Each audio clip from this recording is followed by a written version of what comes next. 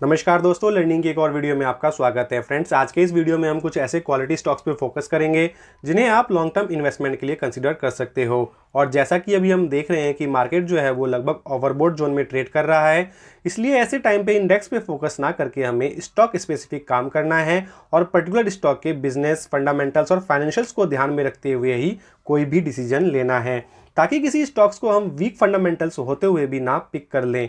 क्योंकि अभी bull run के टाइम वीक फंडामेंटल्स वाले स्टॉक भी जो है इसमें पार्टिसिपेट करके अच्छी रैली दिखा देते हैं और हमें ऐसे ही स्टॉक से बचना है। तो जानकारी से भरपूर ये वीडियो रहने वाला है, इसलिए बिना स्किप करे वीडियो के एंड तक बने रहिएगा।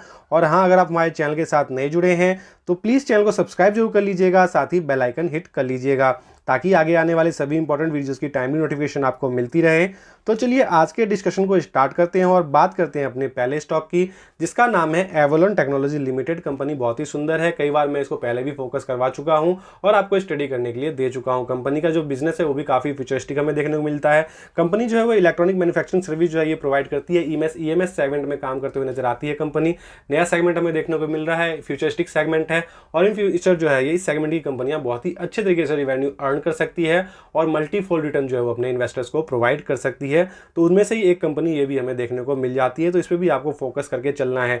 कंपनी की अगर हम बिजनेस की बात करते हैं तो कंपनी पावर सेगमेंट में काम करती है, रेलवे में भी काम करती है, टेलीकॉम में भी, एरोस्पेस में भी, हेल्थ केयर में भी काम करते हुए देखने को मिल जाती है, क्लीन एनर्जी में भी देखने को मिल जाती है, industrial, smart products, electronic mobility, digital infrastructure, इन सब सेगमेंट में जो है कंपनी डिजाइनिंग के साथ साथ जो है अपनी जो सर्विस जो है वो प्रोवाइड करते हुए नजर आती है और बहुत ही अच्छे तरीके से अपने बिजनेस को रन करते हुए नजर आ रही है। जैसे कि हम बात करते हैं charging points, electronic dashboard, digital cockpit, battery management system, इन सबको एक कंपनी जो है इसमें अपनी सर्विस प्रोवाइड करते हुए नजर आती है और बहुत ही अच्छे तरीके से इन सेगमेंट में अपना काम करते हुए नजर आ रही है। साथ ही साथ हम बात करें चार्जिंग स्टेशन की, इलेक्ट्रॉनिक डिस्प्लेस की, चार्जिंग पॉइंट्स की और साथ ही साथ जो मोटर व्हीकल्स कंट्रोल यूनिट होते हैं और डीसी कन्वर्टर जो होते हैं, इनमें भी कंपनी अपनी सर्विस देते हुए नजर आती है। और एज वेल एज अगर हम बात करें जैसे हम डीसी कन्वर्टर वगैरह जो होते हैं, इनमें भी जो कंपनी जो है इनके चार्जेस वगैरह जो है इसके लिए सर्विस जो है और डिजाइनिंग जो है ये मैन्युफैक्चर करते हुए हमें देखने को नजर आती है। तो बहुत ही ब्रॉड सेगमेंट में कंपनी अपना बिजनेस लेके चल रही है।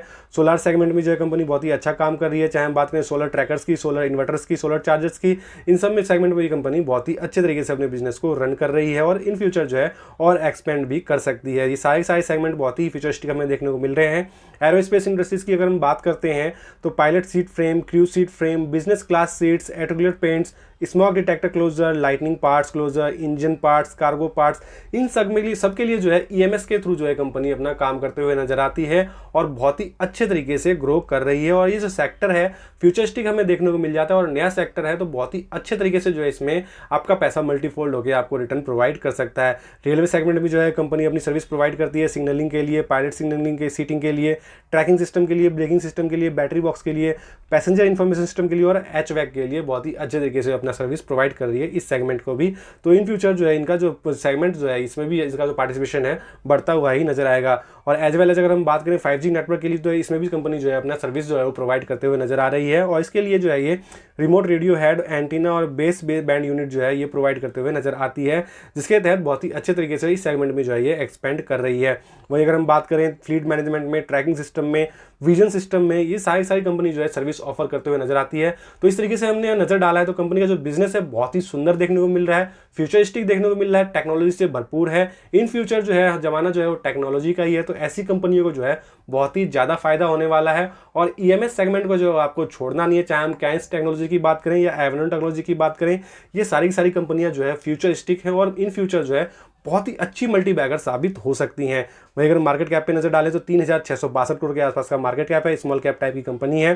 करंट प्राइस पे देखा जाए तो 558 है, 50 वीक हाई देखा जाए तो 732 है, लो की बात करूँ तो 347 है। स्टॉक पी पे नजर डालते हैं तो 85.6 है, बुक वैल्यू देखा जाए तो 81.4 है। वहीं अगर नेट प्रॉफिट नजर डालते हैं तो पहले 23 करोड़ के आसपास हुआ करते थे, फिर बढ़कर हुए 67 करोड़ के आसपास, फिर घट गया कंपनी का नेट प्रॉफिट जो है वो 52 करोड़ के आसपास आया, अगेन घट के जो है 43 करोड़ के आसपास का हो गया है। कंपनी अभी हाल फिलहाल में आते हुए नजर आ रही है, जिसकी वजह से जो है ये नेट प्रॉफिट पे हमें फ्लक्चुएशन देखने को मिली है और साथ ही साथ कंपनी जो है बहुत ही छोटी है, तो जिसकी वजह से जो ये फ्लक्चुएशन हम अभी देख सकते हैं। इन फ्यूचर जो ये फ्लक्चुएशन आपको देखने को नहीं मिलेगा और नेट प्रॉफिट जो है वो बहुत ही अच्छे तरीके से ग्रो कर सकता है, क्योंकि ये जो सेगमेंट है बहुत ही अच्छा है और फ्यूचरिस्टिक देखने को मिल रहा है, इसमें बहुत ही ज़्यादा ग्रोथ पोटेंशियल नजर आता है। तो वही अगर हम बात करते हैं इसके बोरिंग्स की, तो कंपनी के ऊपर जो पहले बोरिंग्स अच्छे खासे हुआ करते थे, चाहे हम लॉन्ग टर्म बोरिंग्स की बात करें as well as short term borrowings की बात करते हैं, दोनों कंपनी ने कंसिस्टेंट वे में कम करते हुए ही नजर आ रही है। वही अगर हम रिजर्व पे नजर डाल लें तो रिजर्व पहले 45 करोड़ के आसपास हुआ करते थे, फिर बढ़कर हुए 58 करोड़, और आज की डेट में जो है 520 करोड़ के आसपास का जो है कंपनी का रिजर्व देखने को मिल रहा है। तो दोनों पॉइंट्स जो है हमें बहुत ही अच्छे देखने को मिल रहे हैं, चाहे हम बात करें रिजर्व की और बोरिंग्स की, दोनों के दोनों पॉजिटिव ही हमें देखने को मिल रहे हैं। वही अगर हम शेयर होल्डिंग पैटर्न में नजर डालते हैं तो प्रमोटर के पास जो है 51.09% के आसपास का स्टेक है। एफआई की बात करें तो 9.23% के आसपास।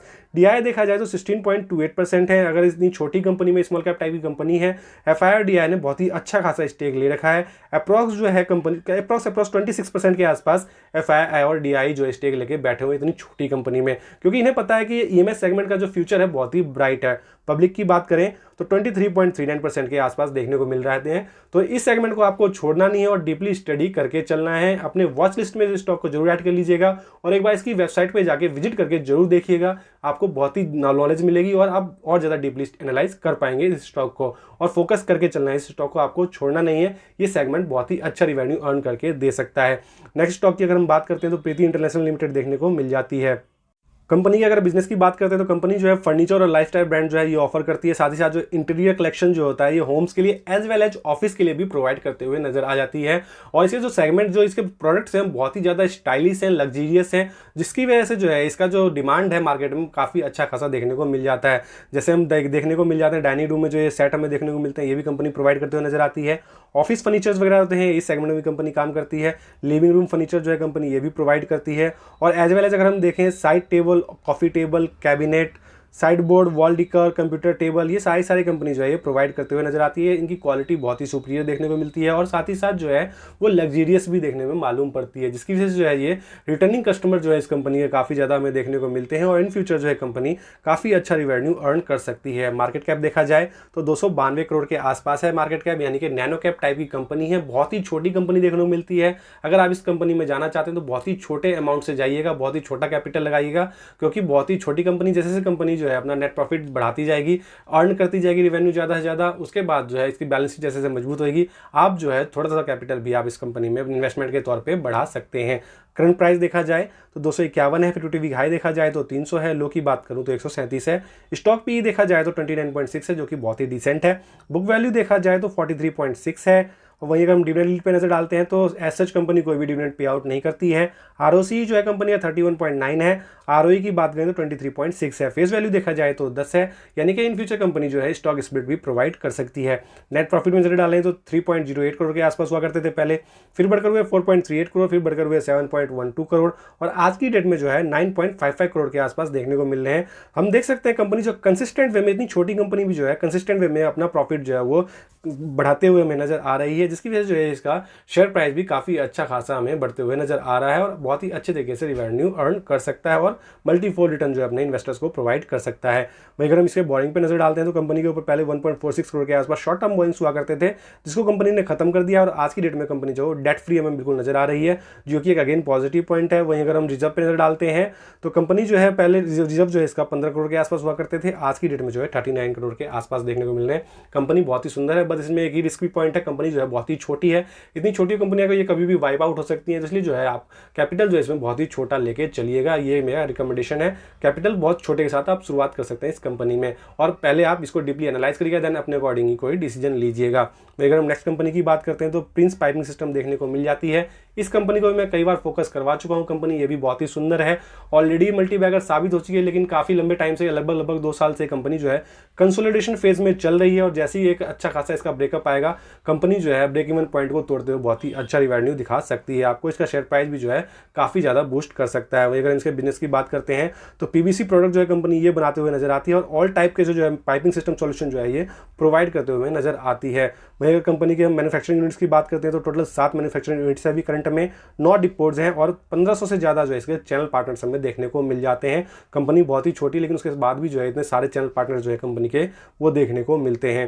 वही अगर हम कंपनी के प्रोडक्ट्स की बात करते हैं तो प्लम्बिंग सिस्टम भी कंपनी कंपनी प्रोवाइड करती है, रूफ वाटर सिस्टम भी प्रोवाइड करती है। फॉर्म फ्लीट जो है ये अंडरग्राउंड ड्रेनेज पाइपिंग सिस्टम है, ये भी कंपनी बनाते हुए नजर आती है। एग्रीकल्चर सेगमेंट के लिए जो पाइपिंग सिस्टम है वो भी पॉल्यूशन सॉल्यूशन प्रोवाइड करती है। वहीं हम इंडस्ट्रियल सेगमेंट में बात करें तो यहाँ भी ये प्लम्बिंग और इंडस्ट्रियल सेगमेंट में बहुत ही अच्छा काम करते हुए नजर आ रही है। और वहीं केबल डक्टिंग पाइप जो है, जो केबल को ढकने के लिए जो पाइप्स पीवीसी पाइप इस्तेमाल होते हैं वो भी कंपनी बनाते हुए नजर आती है। वहीं मार्केट कैप अगर कंपनी का देखा जाए तो 8,175 करोड़ के आसपास का इसका मार्केट कैप है। स्मॉल कैप टाइप की ये कंपनी है। करंट प्राइस देखा जाए तो 739 है। 52 वीक हाई देखा जाए तो 770 है। लो की बात करूँ तो 532 है। स्टॉक पी देखा जाए तो 39.6 है, डिसेंटी देखने को मिल रहा है। बुक वैल्यू जो है वो 131 देखने को मिल रहा है। वहीं जिस सेगमेंट में कंपनी काम करती है तो उसमें जो है 5वें नंबर पे कंपनी आती है। अगर इसका मार्केट कैप देखा जाए तो 8,174 है। और फर्स्ट नंबर पे जो कंपनी सुप्रीम इंडस्ट्रीज है ये भी काफ़ी सुंदर है, 58,000 करोड़ के आसपास का जो इसका मार्केट कैप है। सेकंड नंबर पे एस्ट्रल, ये भी बहुत ही अच्छी है, 51,000 करोड़ के आसपास का उसका मार्केट कैप है। वहीं हम इसके स्टॉक पी पे अगर नजर डालते हैं तो बाकी कंपनियों के स्टॉक पी काफ़ी हाई देखने को मिलते हैं, बट प्रिंस पाइप जो है इसका स्टॉक पी हमें बहुत ही डिसेंट देखने को मिल रहा है। तो इन फ्यूचर से कंपनी बहुत ही अच्छा रिवेन्यू अर्न कर सकती है। एक बार ये अपने ब्रेक इवन पॉइंट को अगर तोड़ती है तो बहुत ही अच्छी रैली है आपको दिखा सकती है। नेट प्रॉफिट में नजर डालें तो 113 करोड़ के आसपास पहले नेट प्रॉफिट हुआ करते थे, फिर बढ़कर हुए 222 करोड़, फिर बढ़कर हुए 249 करोड़, और फिर थोड़ा सा फ्लक्चुएशन आया, थोड़ा सा कंपनी ने जो है इसमें हम कह सकते हैं डाउनफॉल देखने को मिल रहा है 121 करोड़ के आसपास, और दोबारा से जो है कंपनी ट्रैक पे आ गई है। 220 करोड़ के आसपास जो इसका करंट का नेट प्रॉफिट हमें देखने को मिल रहा है। तो कंपनी बहुत ही सुंदर है, अभी कंसोलिडेट कर रही है। इन फ्यूचर जो है काफ़ी अच्छा खासा जो है आपको रिटर्न प्रोवाइड कर सकती है। बोरिंग्स पे अगर नजर डालते हैं तो कंपनी के ऊपर पहले लॉन्ग टर्म बोरिंग 39 करोड़ के आसपास हुआ करते थे, जिसको कंपनी ने खत्म कर दिया है, और शॉर्ट टर्म बोरिंग थोड़ा बहुत हमें देखने को मिल रहा है 55 करोड़ के आसपास।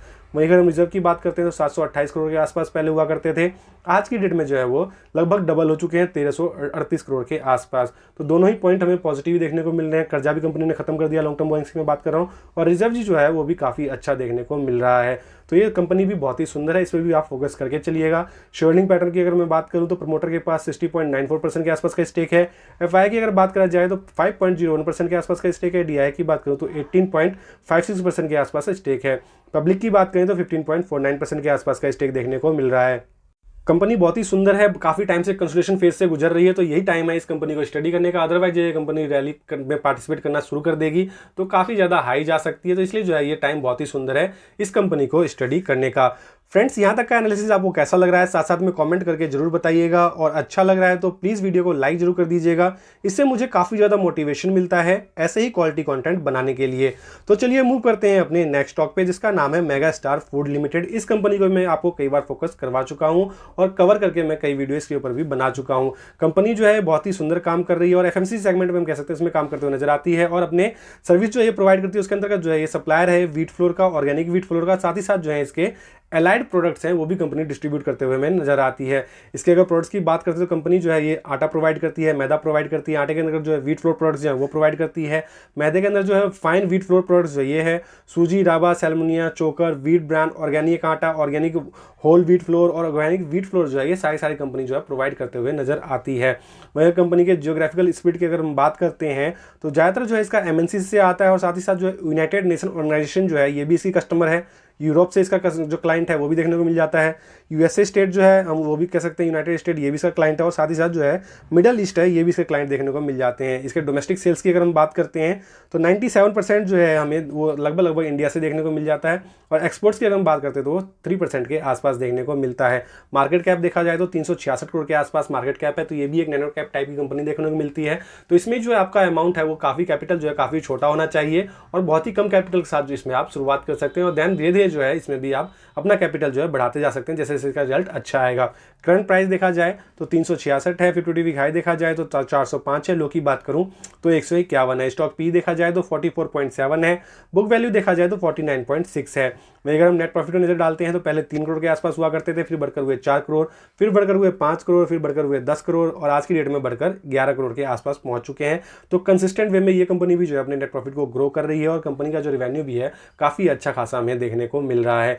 वहीं अगर इसे क्लाइंट पे नजर डालते हैं तो बहुत ही बड़े बड़े क्लाइंट्स हमें देखने को मिल रहे हैं, जैसे कि Nestle, ITC, Sunfeast, Domino's, Horlicks, Pizza Hut, KFC, PepsiCo, Mondelez, Oreo, United National Organization, ये सारे बहुत ही बड़े क्लाइंट्स हैं। तो इस कंपनी पे आप फोकस करके जरूर चलिएगा। शेयरहोल्डिंग पैटर्न पे अगर नजर डालें तो प्रमोटर के पास 68.39% के आसपास का स्टेक है। एफआई इसमें देखने को नहीं मिल रहे हैं। डीआई की बात करें तो 1% के आसपास इसी क्वार्टर में इन्होंने जो है अपना स्टेक उठाया हुआ है।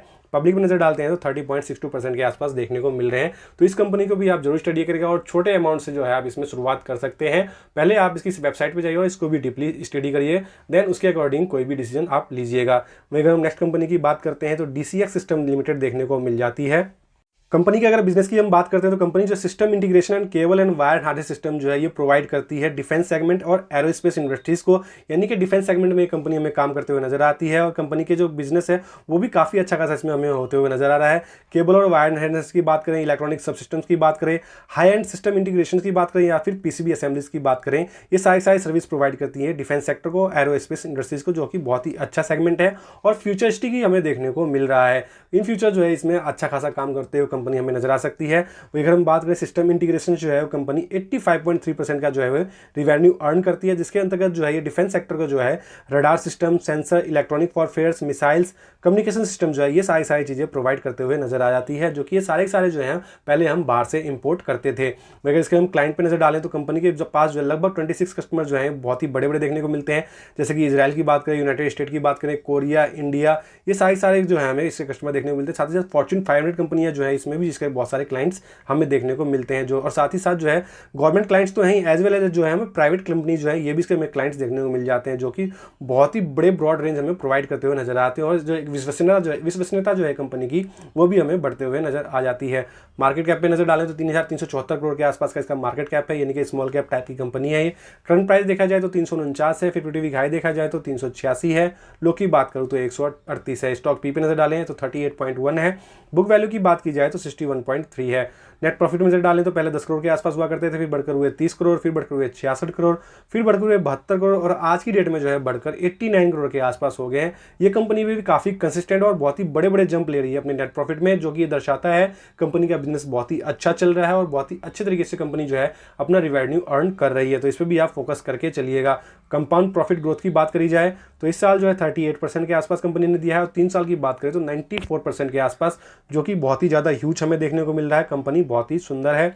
बोरिंग्स पे नजर डालें तो लॉन्ग टर्म बोरिंग्स कंपनी ने जीरो कर दिया है, पहले 35 करोड़ के आसपास हुआ करते थे, और शॉर्ट टर्म बोरिंग्स की बात करें तो 409 करोड़ के आसपास देखने को मिल जाते हैं। शॉर्ट टर्म बोरिंग्स तो फ्लक्चुएशन होता है, ये कभी भी जो है 1 साल के अंतर्गत इसको खत्म करना होता है। लॉन्ग टर्म बोरिंग मेन होता है, वो कंपनी ने जीरो कर दिया है। रिजर्व पे अगर हम नजर डालते हैं तो पहले 14 करोड़ के आसपास हुआ करते थे, आज की डेट में देखिए कितने मल्टीपल टाइम में जो है कंपनी ने अपना रिजर्व बढ़ा दिया है, 573 करोड़ के आसपास। 3 साल में कंपनी ने लगभग जो है कितने टाइम्स अपना रिजर्व बढ़ा दिया, जो कि बहुत ही बड़ा पॉजिटिव पॉइंट हमें देखने को मिलता है।